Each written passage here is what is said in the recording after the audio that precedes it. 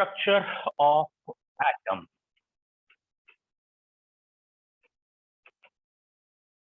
Basically Dalton ने एक word दिया था, डाल्टन एटॉमिक थ्योरी का, atom. And according to Dalton ये जो एटम वर्ड है, ये जो एटम है, it is indivisible. Atom word का मतलब इसका ये था, भैया ये आगे ना टूटेगा, it is the most simplest unit of any element. तो एटम इनडिविजिबल होना चाहिए, बट रिसर्चर्स हुई, अलग अलग साइंटिस्ट ने प्रूव किया कि नहीं भैया ये भी टूटता है। सबसे पहले जे थॉमसन ने किया प्रूफ कि एक रेज हैं जिन्हें हम एनोड रेज कहते हैं, सॉरी कैथोड रेज कहते हैं, which are made up of electron. तो हिस्ट्री वैसे कोर्स से हट गई है, लेकिन थोड़ा बहुत पता होना चाहिए कि सबसे पहले थॉमसन ने काम किया, और थॉमसन ने बेसिकली डिस्कवर किए थे इलेक्ट्रॉन।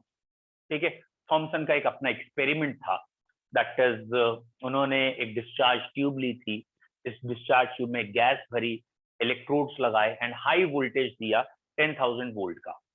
तो इस 10,000 वोल्ट से क्या समझ में आता है?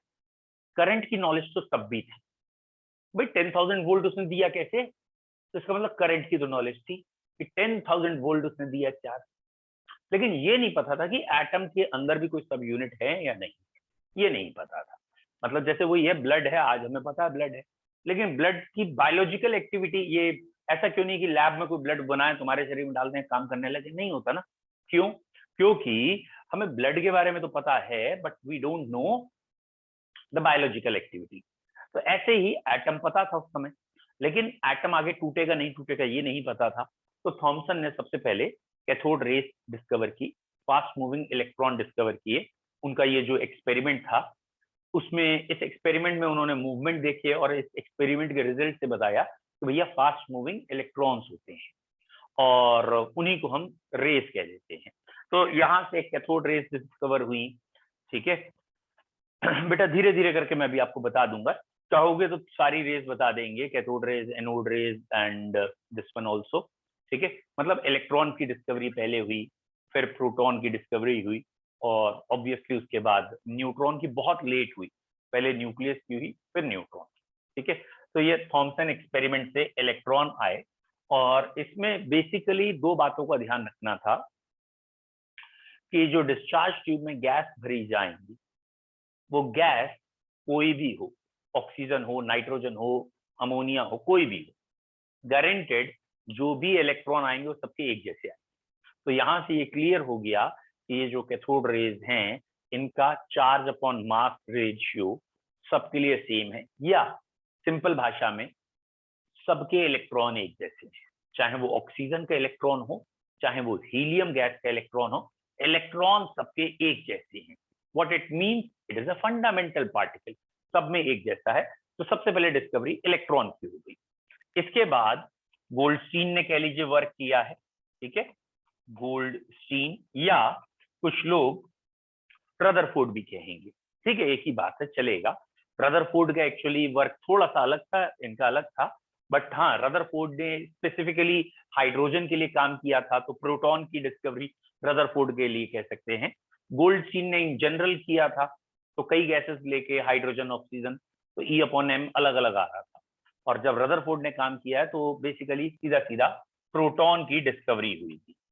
ठीक है, तो यहाँ इसके बाद प्रोटॉन डिस्कवर हुआ, जिसे 1H1 कहा। तो इस कैथोड रेस की प्रॉपर्टीज, एनोड रेस की प्रॉपर्टीज पढ़ सकते हैं, बट अब कोई यूज है नहीं। अब आपको सिर्फ इतना एक ओवरऑल व्यू पता हो कि हाँ, थॉमसन का एक्सपेरिमेंट क्या था, बस उतना काफी है। और वो मैं आपको पिक्चर्स दिखा के याद करा लूंगा, कुछ ज्यादा उसमें है ही नहीं। वो मैं जब आपको पिक्चर्स दिखाऊंगा तो आपको बहुत जल्दी क्लियर हो जाएगा। ऐसे पिक्चर्स अभी 3D पिक्चर्स आपको दिख जाएंगी, और उसमें यहाँ वोल्टेज या बैटरी लगी है, और यहाँ मूवमेंट होता हुआ देखा गया, और जब इन्होंने मूवमेंट हुआ तो इन रेस को कैथोड रेस का नाम दे दिया। ठीक है, और ये कैथोड से ओरिजिनेट होकर एनोड की तरफ जा रही हैं, इसलिए कैथोड रेस कहा। और यहाँ पे प्रेशर बहुत ही ज्यादा कम कर दिया गया था। एयर का जो प्रेशर होता है वो 1 एटमॉस्फेयर मान लीजिए, तो इस ट्यूब के अंदर का प्रेशर 1 एटमॉस्फेयर में 760 mmHg होता है, तो इस ट्यूब के अंदर खाली 50 mmHg या उससे भी कम है। कहाँ 760 और कहाँ 50, बहुत कम है। यानी at very very low pressure and high voltage. तो इसका एक पॉइंट याद रखना है, at low pressure and high voltage the air become conductive. तो जो हमारी एयर होती है वो एयर कंडक्टिव हो जाती है बच्चों, एयर बिकम्स कंडक्टिव। क्या कहना चाहते हैं, एक बार फिर सुन लेना क्या कह रहे हैं। जितनी भी वायर्स हमारी बाहर लगी हैं, गवर्नमेंट जो इलेक्ट्रिसिटी प्रोवाइड करा रही है, कोई भी इंसुलेटेड नहीं, दो वायर पैरेलली चल रही हैं, कभी फ्यूज नहीं होती, मतलब आपस में टकराए ना तो कोई प्रॉब्लम नहीं आती। एक्चुअली जो जो वायर्स हैं और हमारे बीच की या उनके बीच में क्या है, एयर। जो मीडियम है वो एयर है, and air is a non conducting. क्योंकि ये नॉन कंडक्टिंग है तो चार्ज ट्रांसफर ही नहीं हो रहा, इसीलिए कोई प्रॉब्लम नहीं आ रही। या वायर हमारे पड़ोस से भी निकल जाए और अगर हमने टच नहीं की है, और लाइव वायर जिसमें करंट फ्लो हो रहा हो और हमने टच नहीं किया, तो हमें कुछ नहीं होगा। क्यों? क्योंकि हमारे और उसके बीच में एयर है और एयर कंडक्शन नहीं कर रही। हाँ, अगर हम लोहे की रॉड लेके उसे टच करें, ओके, तो कोई बात नहीं, तो सत्य है, सत्य ही सत्य है। ठीक है, तो पॉइंट क्या है कि एयर इज नॉन कंडक्टिव। लेकिन अगर आप कभी हाई एल्टीट्यूड या पहाड़ों पे गए हो, specially at very high altitude, और जहां उनका पावर स्टेशन होता है, दैट मीन्स पावर हाउस जिसे कहते हैं, वहां साफ साफ वार्निंग होती है, बहुत करीब मत जाना, नहीं तो दर्शन करने आए कहीं के कहीं और के हो जाएंगे। समझ में आया? मतलब आप दर्शन करने तो गए थे स्वर्ग के, पहाड़ को स्वर्ग भूमि भी कहा जाता है, और थोड़ी देर में स्वर्गवासी भी हो जाओगे। तो what is the point? Air वैसे तो नॉन कंडक्टिंग है, but air can be conducting, air भी कंडक्शन कर सकती है at very low pressure and high voltage. अगर प्रेशर बहुत कम है और वोल्टेज बहुत ज्यादा है, तो एयर भी क्या हो जाती है, कंडक्टिव। इसीलिए हाई एल्टीट्यूड के पावर हाउस पे लिखा होता है थोड़ा दूरी बनाए रखें, और नहीं तो कभी भी चिपकना संभव है। तो ये जब एयर कंडक्टिंग हो गया, तो भैया कंडक्शन कैसे हुआ? तो यहां से ये निकाला भाई, ये जो एटम थे ना, ये भी टूट गए, इसमें भी स्प्लिटिंग हुई। फिर यहां से निकला, हाँ भाई, एक रे निकल रही है जिसको हमने इलेक्ट्रॉन का मान लिया कि फास्ट मूविंग इलेक्ट्रॉन, ये रेस आ गई कैथोड रेस। फिर इन रेस के कैरेक्टर पढ़ लिए कि ये स्ट्रेट लाइन में जाती हैं, जिसके पास में आती है उसकी शेडो बना देती हैं, फ्लोरोसेंस शो करती हैं, फॉस्फोरेसेंस हीटिंग इफेक्ट शो करती हैं, एक्सरे फिल्म को इफेक्ट करती हैं, तमाम कैरेक्टर आ गए। लेकिन आपको ये कैरेक्टर याद नहीं करने हैं। आज से 3 साल पहले तक याद कराए जाते थे, अब नहीं है, कोई क्वेश्चन इसमें नहीं बनता। बस 2 क्वेश्चन बनते हैं, वो दोनों मैंने बता दी, वो ध्यान रखना। क्या? एयर कब कंडक्टिव हुई थी? भैया प्रेशर बहुत ही कम कर दो, प्रेशर बहुत कम कर दो, वोल्टेज बहुत ज्यादा कर दो। प्रेशर कम का एग्जाम्पल याद रहेगा, पहाड़ों पे, पहाड़ों पे एयर का प्रेशर कम होता है, और अगर वहां के पावर हाउस पे गए जहां वोल्टेज ज्यादा है, तो निपट लोगे तुम। तो at very low pressure and very high voltage air become conductive. ये पहला क्वेश्चन याद रखना है। दूसरा इसमें याद या पूछा जो कभी कभी गया वो है कि अगर हमने ऑक्सीजन गैस ली थी, फिर हमने हीलियम गैस ले ली, बताओ किस गैस का जो इलेक्ट्रॉन है वो ज्यादा हैवी है या लाइट है? अरे भैया, सबका इलेक्ट्रॉन एक जैसा है। तो हैवी लाइट करके तो नहीं पूछते, वो ऐसे पूछते E अपॉन M, चार्ज पर यूनिट मास, यानी एक यूनिट मास पे चार्ज देखना है। यूनिट मास मान लो 1 ग्राम, 1 ग्राम पे कितना चार्ज है? तो भैया वो हाइड्रोजन का इलेक्ट्रॉन हो या हीलियम का इलेक्ट्रॉन, सबका फंडामेंटल पार्टिकल एक जैसा इलेक्ट्रॉन है, तो सबके एक यूनिट मास में उतना ही चार्ज आएगा। तो E upon M of cathode rays independent of the nature of the gas in the discharge tube. तो ये 2 क्वेश्चन खाली इंपॉर्टेंट है, बस वो याद रखने, बाकी कुछ ठीक। तो पहला पॉइंट क्या सारे बच्चों को क्लियर है कि ये जो जे जे थॉमसन, इनका क्या कहना था? जे जे थॉमसन भाई क्या कह गए? तो जे जे थॉमसन भाई कह गए कि बहुत ही कम प्रेशर हो, बहुत ही ज्यादा कम प्रेशर हो, और बहुत ही ज्यादा वोल्टेज हो, तो एयर कंडक्टिव हो जाएगी। और उसमें से जो गैसवा अंदर लेंगे, वो कोई भी गैसवा ले लो, कोई भी गैसवा, हर गैसवा के लिए सेम E अपॉन M आएगा। बस ये 2 पॉइंट है, याद रखो। बाकी शेडो बनना, स्ट्रेट लाइन ट्रेवल करना, फ्लोरोसेंस होना, फॉस्फोरेसेंस होना, तुम भूल भी जाओ तो कोई टेंशन वहां नहीं है, ठीक है। चलिए सेकंड पॉइंट पे आते हैं। और बच्चों मैं आपको बता चुका हूँ, फिर बता रहा हूँ कि आपको 1 लिखना होता है जब आपको ये पॉइंट समझ में आ गए, दैट मीन्स आप जग रहे हैं, मुझे ये भी पता लग जाएगा, ठीक है। और वेरी गुड। या फिर आप लिख दो क्लियर है, मैं उनके लिए कह रहा हूँ जो नए बच्चे ने नहीं पता, जो पुराने उन्हें खुद ही लिख देना चाहिए था, अब लिख रहे। तो पहला पॉइंट हमने क्लियर कर लिया, थॉमसन ने क्या किया। फिर रदरफोर्ड और गोल्डस्टीन ने कहा भैया जब इस तरफ इलेक्ट्रॉन जा रहे हैं जिनको नेगेटिव चार्ज उन्होंने बताया है, तो दूसरी तरफ पॉजिटिव चार्ज तो जाएगा ही जाएगा, सोचना क्या, रिसर्च ले मारो, लिखो रिसर्च को कि जब इस तरफ इलेक्ट्रॉन है तो उस तरफ भी कोई जाएगा। तो उन्होंने एनोड रेस या कैनाल रेस डिस्कवर की, और उसके भी लगभग सारे फीचर इसके जैसे ही हैं, बस एक फीचर अलग है। मतलब जरा सोच के देखना, ये हीलियम का एटम है, ये हीलियम का एटम टूटा तो हीलियम का आयन बना और इलेक्ट्रॉन बना, इतनी तुम्हें अकल आज की नॉलेज में है। और ये नाइट्रोजन गैस का एटम है, वो नाइट्रोजन गैस का आयन बना और ये इलेक्ट्रॉन बना, इलेक्ट्रॉन तो दोनों के एक जैसे होंगे, क्या जे भी एक जैसे होगा? ये हीलियम का और नाइट्रोजन का जो आयन बना एक जैसा ना, ये अलग है, ये दोनों आयन अलग है। दैट मीन्स इनसे जो रेस बनेगी, इनसे जिसे हम कैनाल रेस कहेंगे, जिन्हें हम एनोड रेस कह रहे हैं, इनसे जो रेस बन रही हैं उनका चार्ज, चार्ज तो सबका बराबर है, +1 चार्ज तो बराबर है, लेकिन मास अलग है ना।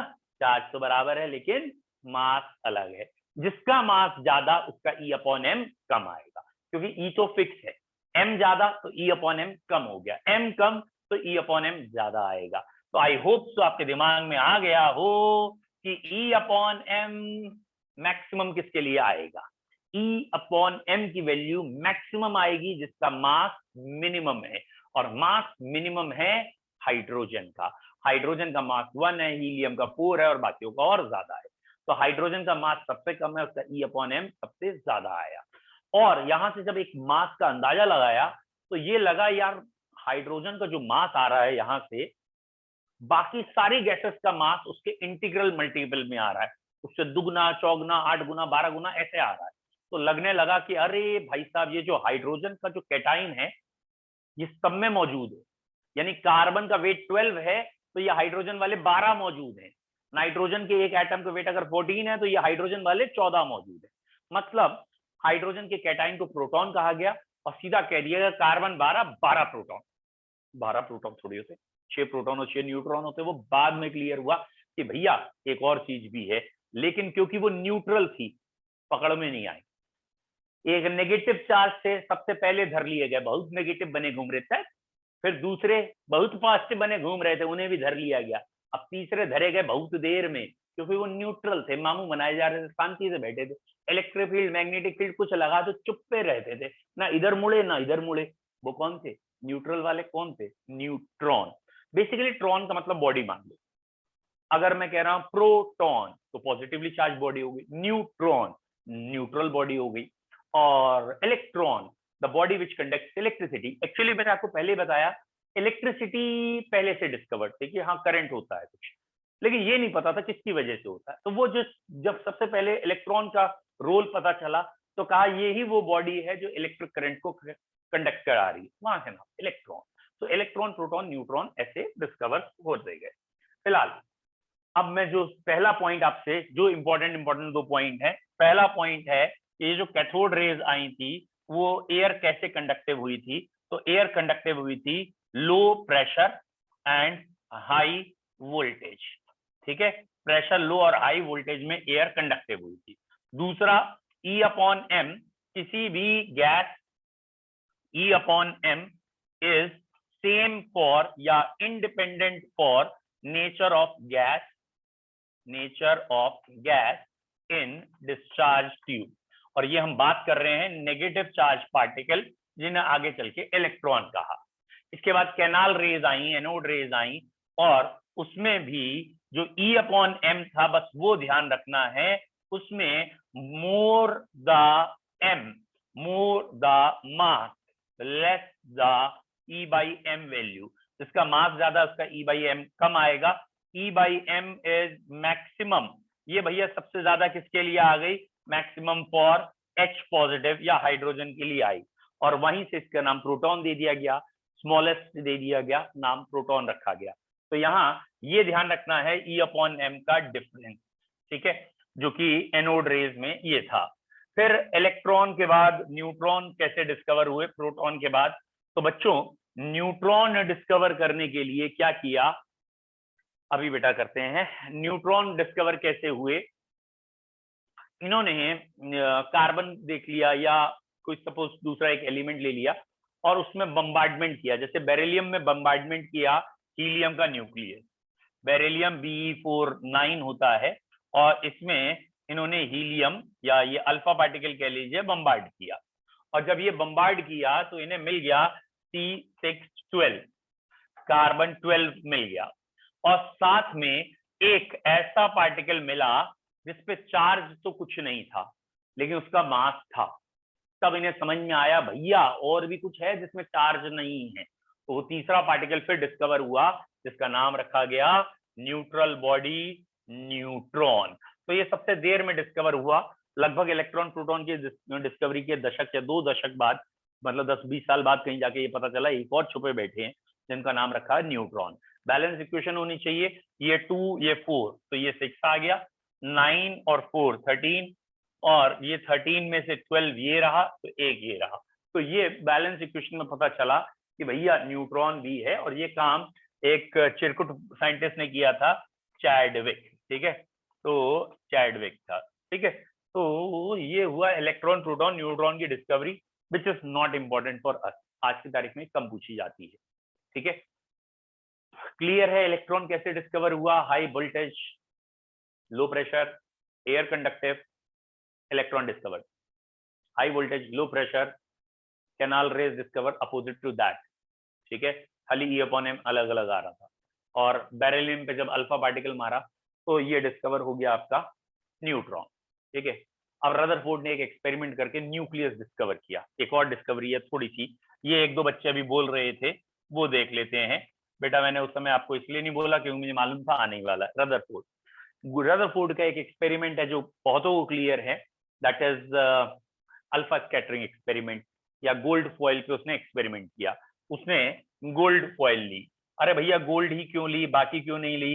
क्योंकि gold is most malleable metal, एक तो उसकी थिन फॉइल आ सकती है, बहुत थिन फॉइल बन सकती है, and second thing is that gold has very powerful heavy nucleus, यानी अगर एक बहुत हैवी चीज है उसे हाई पावर से बम्बार्ड करेंगे तो वो अपनी जगह से नहीं जाएगा, अपनी जगह से हिलेगा भी नहीं, ठीक है। तो ऑलमोस्ट नोबल भी है, सही कह रहे हैं, नोबल मेटल भी है गोल्ड, प्लेटिनम गोल्ड नोबल भी है, बट इसकी थिन शीट्स बन सकती हैं heavy nucleus.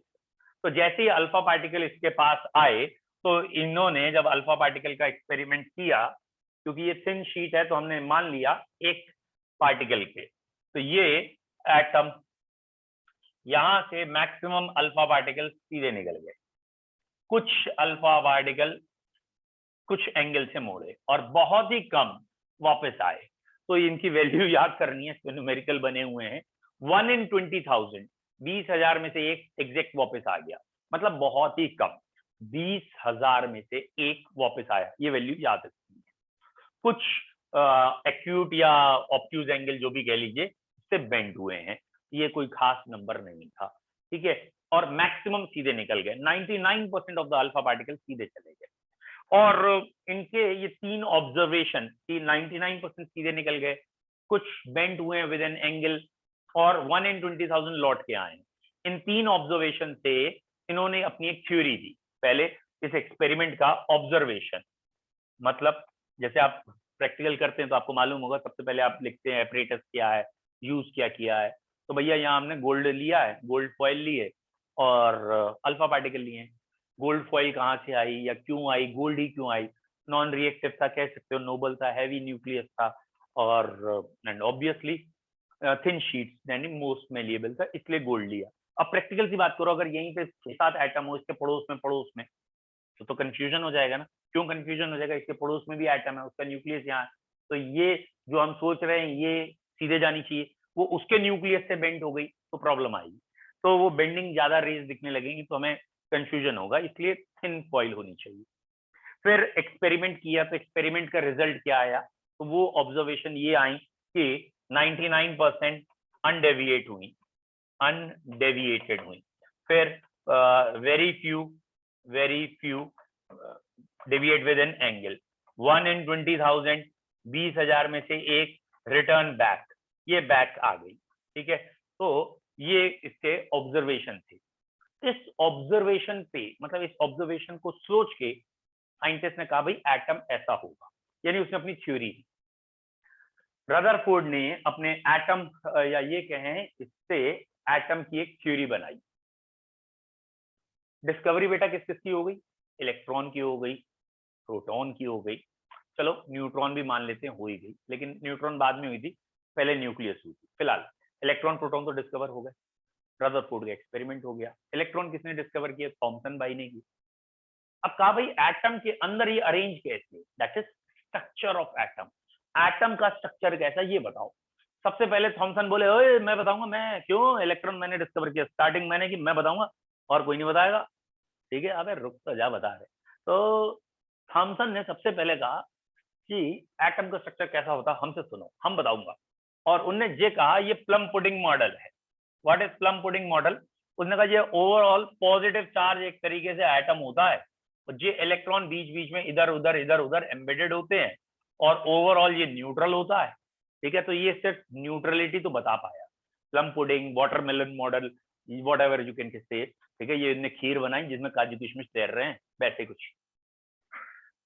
Plum pudding fail हो गई, काजू किशमिश वाटरमेलन फेल हो गया। क्यों फेल हो गया, रदरफोर्ड ने फेल कर दिया। उन्होंने कहा अल्फा पार्टिकल जब इस पे भेज रहे हैं तो अल्फा पार्टिकल क्योंकि 99% सीधे निकल जा रहे हैं, प्रूफ करो कैसे सीधे निकल गए। ये भी पॉजिटिव चार्ज, अल्फा पार्टिकल भी पॉजिटिव, तो अगर ये हर तरफ पॉजिटिव चार्ज यूनानिमस डिस्ट्रीब्यूटेड है तो कैसे डिस्ट्रीब्यूट, मतलब अल्फा पार्टिकल सीधे कैसे चलेंगे, वो कहीं ना कहीं डेविएट होते, सारे अल्फा पार्टिकल डेविएट होते, डेविएशन क्यों नहीं दिख रहा। तो भैया थॉमसन साहब शांति से किनारे हो लिए। तो रदरफोर्ड का जो हमने थ्योरी बताया है, रदरफोर्ड की थ्योरी ने थॉमसन साहब को कहा भाई साहब प्लीज थोड़ा आगे। ठीक है, तो ये भाई साहब आगे हो गए, बोले हटो यार हमारी थ्योरी तो फेल हो गई। ठीक है, अब रदरफोर्ड ने अपना मॉडल क्या दिया। बेसिकली इसका मॉडल था प्लैनेटरी मॉडल। प्लैनेटरी मॉडल का मतलब क्या है, समझ में आ रहा है।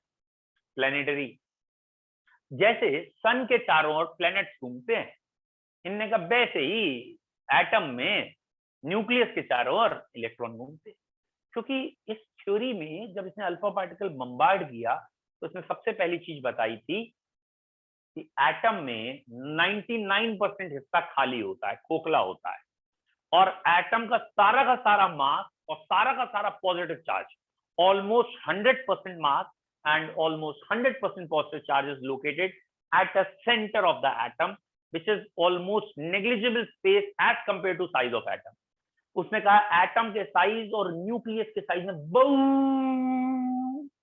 बहुत बड़ा अंतर है, बहुत बड़ा। मतलब उसने कहा अगर आप ये मान लीजिए कि न्यूक्लियस एक क्रिकेट बॉल है, ये एग्जांपल बुक रहा है, न्यूक्लियस एक क्रिकेट बॉल है, तो एटम कितना बड़ा है, तो यूजुअली बच्चे कहते हैं स्टेडियम। ना बेटा, स्टेडियम नहीं, पूरा शहर। मतलब अगर वो एक क्रिकेट बॉल है जो कि 1 सेंटीमीटर या 2 सेंटीमीटर रेडियस की है, तो वो जो एटम है उससे 1 लाख गुना बड़ा है, यानी 5 किलोमीटर इधर चले जाओ, 5 किलोमीटर इधर, 5 किलोमीटर रेडियस, मतलब एटम बहुत बड़ा है और न्यूक्लियस बहुत छोटा है। तभी तो 99% चीजें बच गए। ठीक है, जैसे इंडिया में नहीं है कि 99% को सजा ना हो बेगुनाहों को, चाहे एक गुनाहगार भाग जाए लेकिन 99% बेगुनाह बचने चाहिए। तो उल्टा उल्टा है, एक बेगुनाह को भगा लेते हैं, 99 गुनाहगार को भगा देते हैं। वैसे कोई एटम का चक्कर है। फिलहाल एटम समझ में आया, कहा हो गया एटम। तो बच्चों सबसे पहले डिस्कवरी हुई इलेक्ट्रॉन की, थॉमसन ने की। फिर प्रोटॉन की डिस्कवरी एक तरीके से गोल्डस्टीन और रदरफोर्ड ने की, और थॉमसन ने इसका एक मॉडल दिया। इस मॉडल का नाम उसने रखा प्लम पुडिंग मॉडल। अब वो हो गए फेल।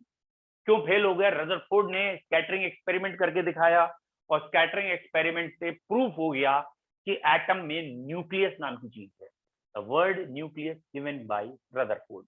रदरफोर्ड ने कहा भैया न्यूक्लियस चीज हो जो सेंटर पार्ट हो, जिसकी वजह से एक ग्रेविटी है पूरे एटम की, पूरे एटम का मास वहां है, तो ग्रेविटी वर्ड का मतलब है दैट इज पूरे एटम की एक पकड़ एक सेंट्रल पोर्शन पे होती है which is termed as nucleus of the atom. ठीक है, और न्यूक्लियस के अंदर क्या क्या है, रदरफोर्ड के टाइम में खाली प्रोटॉन पता थे, इसलिए पॉजिटिव चार्ज प्रोटॉन कहते थे। बाद में न्यूट्रॉन चैडविक ने डिस्कवर कर दिए, तो प्रोटॉन और न्यूट्रॉन दोनों है। अब रदरफोर्ड ने क्या मॉडल दिया अपना, मॉडल का पहला point the all the positive charge and mass is located at the center। ठीक है, दूसरा पॉइंट या इसी में ऐड कर देते हैं, 99% of the atom is void। Atom का 99% हिस्सा खाली स्थान है। ठीक है, कुछ नहीं है। ठीक, तीसरा point, the total charge that is negative of electron and positive inside the nucleus of proton balance each other. Overall atom neutral है क्योंकि जितने इलेक्ट्रॉन है उतने ही प्रोटॉन है। ये एक और पॉइंट। अगला point, electron revolves around the nucleus just same as planets revolves around the sun. जैसे प्लैनेट सन के चारों ओर घूम रहे हैं और स्टेबल है कहानी, वैसे ही electron revolves around the nucleus, therefore it is known as planetary model. ठीक है, तो ये लगभग 5-6 पॉइंट उन्होंने अपने बना के दिए which is termed as Rutherford model. Fail हो गए। क्यों फेल हो गए? इन्हें फेल करने के लिए एक प्राणी आए जिनका नाम था मैक्सवेल। घर वालों ने नाम रखा था वेल, वेल का मतलब था अच्छा, लेकिन बाद में पता चला ये तो मैक्सिमम वेल है। मैक्सिमम वेल मतलब सबसे बड़ा गड्ढा खोद दिया इनने, कुआं खोद दिया, कुआं रदरफोर्ड के लिए। क्या खोदा कुआं? मैक्सवेल ने एक थ्योरी दी थी और उस थ्योरी का ये कहना था कि अगर कोई भी चार्ज पार्टिकल एक्सेलरेशन में है, मूव कर रहा है, किसी वेलोसिटी से चल रहा है चार्ज पार्टिकल, तो वो एनर्जी लूज करेगा ही करेगा। चार्ज पार्टिकल जब भी मूव करेगा तो वो एनर्जी लॉस करेगा। ठीक है, ये थ्योरी उसने अपने एक्सपेरिमेंट से प्रूव कर। अब रदरफोर्ड पे बिजली गिर गई। कैसे? क्योंकि रदरफोर्ड साहब कह चुके थे जेरा न्यूक्लियस, जे रहे इलेक्ट्रॉन और जे घूम रहे हैं। मैक्सवेल बाबू ने क्या कहा, बेटा घूम तो रहे हैं लेकिन घूमते घूमते ये पाथ स्पाइरल हो जाएगा क्योंकि एनर्जी लॉस हो रही है, और स्पाइरल के बाद फ्यूज भी हो जाएगा, यानी इलेक्ट्रॉन न्यूक्लियस में जाके फ्यूज, सत्यानाश, स्वाहा। बोले एटम तो स्टेबल ही नहीं। तो सबसे पहला क्वेश्चन रदरफोर्ड की थ्योरी पे या रदरफोर्ड के ड्रॉबैक्स में यही है, it don't prove the stability of atom in accordance with Maxwell theory. जो मैक्सवेल की थ्योरी थी उसके हिसाब से, भाई इसने खुद कभी नहीं कहा ये जाएगा और फ्यूज हो जाएगा, रदरफोर्ड थोड़ी ये कह रहा है, लेकिन क्वेश्चन करने वाले कह रहे हैं कि मैक्सवेल थ्योरी मानो ना मानो। रदरफोर्ड कहे हाँ माने, तो बोले उसकी थ्योरी तो ये कह रही है तुम्हारा इलेक्ट्रॉन न्यूक्लियस में जाके धर लियो जाओ कितनी देर में, within no time, 10⁻⁷ second. मतलब वो कह रहे हैं तुम तो कह रहे हो सब नष्ट हो जा रहे हैं with in fraction of second, बल्कि फ्रैक्शन में नहीं, बहुत कम टाइम में, जो उन्होंने वेलोसिटी और स्पीड बताई उसके हिसाब से नेग्लिजिबल टाइम में ये एटम स्वाहा। तो बोले ऐसे तो ना होगा, स्टेबिलिटी ऑफ एटम ना बता पा रहे हो तुम। तो रदरफोर्ड के फेल होने में the first question is stability of atom, या आप ऐसे लिख सकते हैं Rutherford fails to prove atomic stability. Atom की स्टेबिलिटी बताने में इनकी जान निकल गई, जब बता ना पाए स्टेबिलिटी कैसे। ठीक है, सेकंड चीज क्या नहीं बता पाए, इलेक्ट्रॉन डिस्ट्रीब्यूशन। इलेक्ट्रॉन डिस्ट्रीब्यूशन भैया प्लैनेट तो मालूम है हमें, सन के चारों ओर जहां अर्थ चले है वहां और कोई प्लैनेट ना चले है, अकेले अकेले चले, सबका अपना अपना रास्ता है। फिर मरकरी या वीनस जो भी, तो ये प्लैनेट अकेले अकेले चले, इनका डिस्ट्रीब्यूशन तो बन बन बन बन बन। क्या सारे इलेक्ट्रॉन भी बन बन बन बन बन अपनी एक्सिस में चलते हैं? कैसे चलते हैं भैया बता दो। तो इन्होंने कोई इलेक्ट्रॉन का डिस्ट्रीब्यूशन नहीं, बस ये कहा चल रहे हैं जैसे प्लैनेट चल रहे वैसे चल रहे। बोले कैसे चल रहे? जैसे आज की तारीख में हमें मालूम है ना, एक इलेक्ट्रॉनिक कॉन्फ़िगरेशन है एसपीडीएफ का, या आपके 10 तक का एक कॉन्फ़िगरेशन है के एलिमेंट शेल का, कि पहली शेल में 2 इलेक्ट्रॉन है फिर 8 है एंड सो ऑन। तो ये तो कुछ कही नहीं रहे कहाँ कितने इलेक्ट्रॉन है, तो कहना भाई इलेक्ट्रॉन है और इलेक्ट्रॉन चल रहे। बोले भैया कैसे दौड़ रहे कुछ तो बता दो। तो जिन्होंने ये भी नहीं बताया, इलेक्ट्रॉन का कोई डिस्ट्रीब्यूशन, कोई पैटर्न नहीं बताया। एक वर्ड होता है स्पेक्ट्रम। तो रदरफोर्ड की जो थ्योरी दिख रही है उस हिसाब से एटम का स्पेक्ट्रम कॉन्टिन्यूअस होना चाहिए। Atom should have continuous spectrum according to Rutherford, जबकि एटॉमिक स्पेक्ट्रम जो होता है वो डिसकंटिन्यूअस होता है।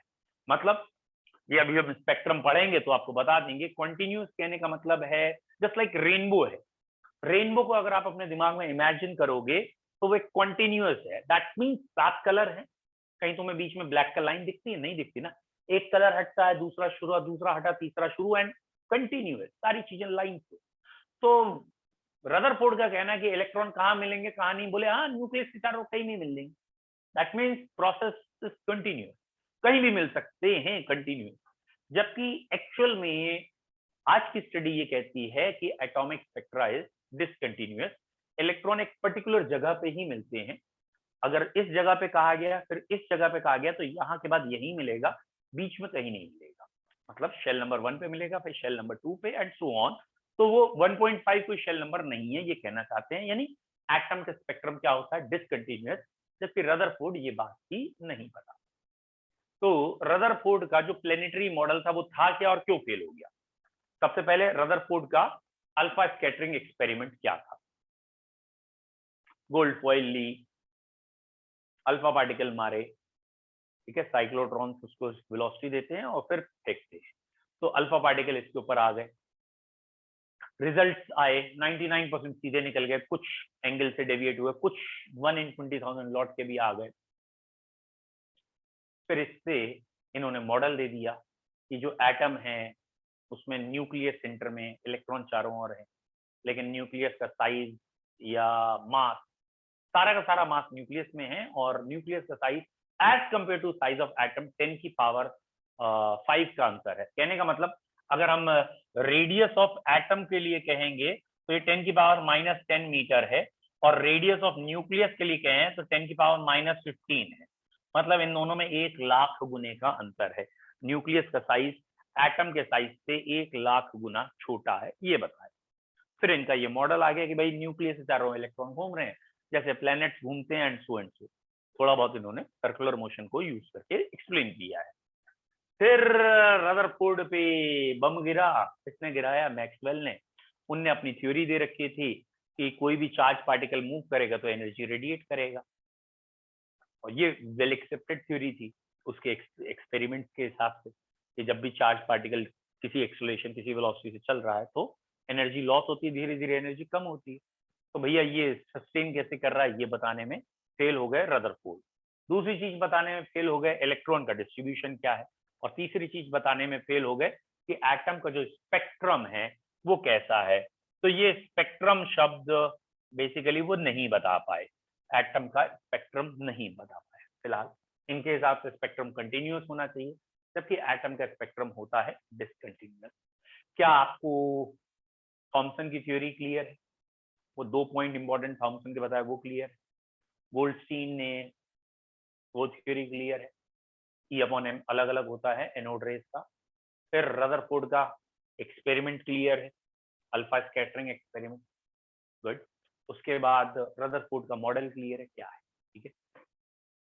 अब इसके बाद है असली चैप्टर। यहाँ तो चैप्टर की मजाक थी, नहीं भी पढ़ते तो चलता, कोई खास नहीं है।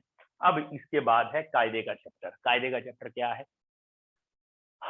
हाँ बेटा, हाँ बेटा, एक बच्चे ने कहा है ई अपॉन एम क्या है, जरा इसको एक्सप्लेन करो, कोई स्पेसिफिक टर्म है। Basically what is E? E is charge. What is M? M per unit mass. यानी एक यूनिट मास, एक पर यूनिट मास पे चार्ज कितना है, और इस वर्ड को हम कहते हैं specific charge. Specific charge is charge पर यूनिट मास। यानी हाइड्रोजन का एटम का साइज ये है, और लेट सपोज गोल्ड का ये है, इस पे भी चार्ज 1 है, इस पे भी चार्ज 1 है, तो चार्ज दोनों का सेम है, लेकिन चार्ज पर यूनिट मास ये अलग अलग है। भैया इसका जो साइज है वो बहुत ही बड़ा है, सॉरी इसका साइज बहुत ही बड़ा है, तो मास भी बहुत ज्यादा है। तो ये 200 ग्राम में +1 चार्ज है, तो ये 1 ग्राम पे +1 चार्ज है, तो ऑब्वियसली इसका चार्ज पर यूनिट मास ज्यादा है, इसका चार्ज पर यूनिट मास कम है। And this is known as specific charge. ठीक है बेटा, जिस बच्चे ने पूछा था उसे क्लियर होना चाहिए, तो उन्होंने यही पूछा था कि what is the meaning of specific charge या व्हाट इज दिस। ठीक है, तो अब रदरफोर्ड की बात को सबसे प्रूफ कराने के लिए रदरफोर्ड का एक शागिर्द, उसी का एक चेला लग गया जिसका नाम था bore, Niels Bohr, student of Rutherford. उसे ये तो मालूम था गुरुजी कह तो सही है, लेकिन प्रूफ नहीं कर पा रहे बेचारे, मैं उसे प्रूफ करूंगा धीरे धीरे। और यहाँ से फिर कंट्रोवर्सी शुरू हुई। पहली कंट्रोवर्सी आई कि ये जो इलेक्ट्रॉन है ये पार्टिकल है या वेव। पार्टिकल और वेव में अंतर आया। भाई जो मैं बोल रहा हूं वो वेव है, इसीलिए तुम्हारे कानों तक सबके एट ए टाइम एक साथ जा रही है, क्योंकि वो वेव नेचर है। जो बोलते हैं, जो साउंड वेव्स हैं, वाटर वेव्स हैं, वेव्स की कोई लोकेशन नहीं होती। जो मैं बोल रहा हूँ उसका शब्द तुम ढूंढोगे हवा में, कहाँ दिख रहा तो नहीं दिखेगा, तो वो वेव नेचर में स्कैटर्ड। पार्टिकल की एक पर्टिकुलर लोकेशन है, जैसे ये अगर मार्कर है, ये पेन है, ये पार्टिकल है, एट ए टाइम ये एक ही जगह होगा, हर जगह नहीं होगा। फुटबॉल का मैच हो रहा है तो फुटबॉल पार्टिकल, जो कमेंट्री हो रही है वो वेव है, एक ही टाइम पे सब सुन रहे हैं, फुटबॉल एक ही टाइम पे एक ही जगह। तो पार्टिकल वेव में एक बेसिक अंतर है। खाली एज्यूम कर सकते हैं उल्टा होने लगे, फुटबॉल वेव में चल रही हो, कमेंट्री पार्टिकल में हो रही है। कमेंट्री पार्टिकल का मतलब समझ में आता है? मतलब तुम क्या चाहते हो मैं एक एक के कान में जाके कहूं, माय डियर फ्रेंड तुमने टॉप किया है, यू आर फर्स्ट, तुम फेल हो गए हो, याद आया? तो कई लोगों को एजुकेशन सिस्टम से प्रॉब्लम होती है, याद आ रहा? बोर्ड पे टांग दिया जाता है ये फर्स्ट है ये सेकंड है, तो अपने प्रिंसिपल से आर्ग्यू करते हैं कि मुझे तो एजुकेशन सिस्टम ही नहीं समझना। तो प्रिंसिपल उनके कान में कहते हैं यही तुम क्या चाहते हो, एक एक के कान में जाके कहूँ प्रैक्टिकल नेचर की तरह कि तुम पास हो गए या फेल। याद आया? ये सिनेरियो कहाँ का?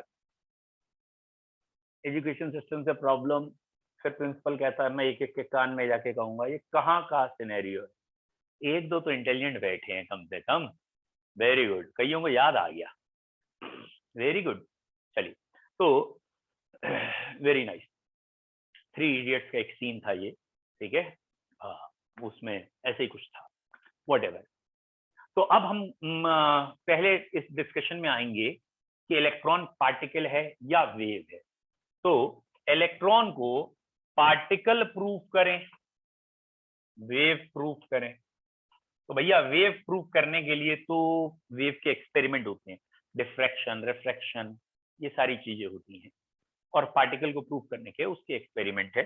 जैसे एक एक्सपेरिमेंट है फोटो इलेक्ट्रिक इफेक्ट, या एक है ब्लैक बॉडी रेडिएशन। इन दो चीजों से हम प्रूफ कर सकते हैं कि जो हमारे इलेक्ट्रॉन हैं ये पार्टिकल है। फिर इलेक्ट्रॉन में ये भी कैरेक्टर देखे गए वेव वाले। फिर ये समझ में आया भैया ये हैं डुअल नेचर। ये डुअल नेचर है, मतलब इनकी कुछ प्रॉपर्टीज इन जैसी भी हैं, कुछ प्रॉपर्टी इन जैसी भी हैं। तो पहले हम पार्टिकल नेचर पढ़ेंगे, फिर हम वेव नेचर पढ़ेंगे। तो इस चैप्टर में सबसे पहली कंट्रोवर्सी, या ये मान के चलो ना पूरा चैप्टर हमारा, इसके बाद का पूरा चैप्टर सिर्फ और सिर्फ इलेक्ट्रॉन पे है। Nucleus bye bye, proton bye bye, neutron bye bye, उनके बारे में आपके पास स्टडी ही नहीं है अभी। 11-12 लेवल पे न्यूक्लियस के अंदर की स्टडी है ही नहीं, लेकिन डेफिनेटली जैसे इलेक्ट्रॉन की स्टडी है, शेल्स, सब शेल्स, ऑर्बिटल्स, यानी इलेक्ट्रॉन का एक पर्टिकुलर ऑर्डर है, अरेंजमेंट है, तो गारंटेड न्यूक्लियस के अंदर भी न्यूट्रॉन प्रोटॉन, हाँ ठीक है, न्यूट्रॉन प्रोटॉन का एक अरेंजमेंट होगा। तो न्यूक्लियस के अंदर वालों का अरेंजमेंट हमें नहीं पता है। तो अब यहाँ से इस चैप्टर में आपको इसकी ज्यादा फिक्र करने की जरूरत नहीं है, बस थोड़ा बहुत इनको पढ़ेंगे कि भैया एटॉमिक नंबर जे हो, मास नंबर के लिए दोनों जोड़ लें, बस इतना थोड़ा बहुत एकदम बेसिक। लेकिन आगे का पूरा बचा हुआ चैप्टर ये इलेक्ट्रॉन लाला के लिए ही है, ठीक है। चलिए नेक्स्ट टर्न से हम स्टार्ट करेंगे, कंटिन्यू करेंगे आगे का चैप्टर, ठीक है बच्चों। Thank you sir. Okay, thank you sir. Thank you sir.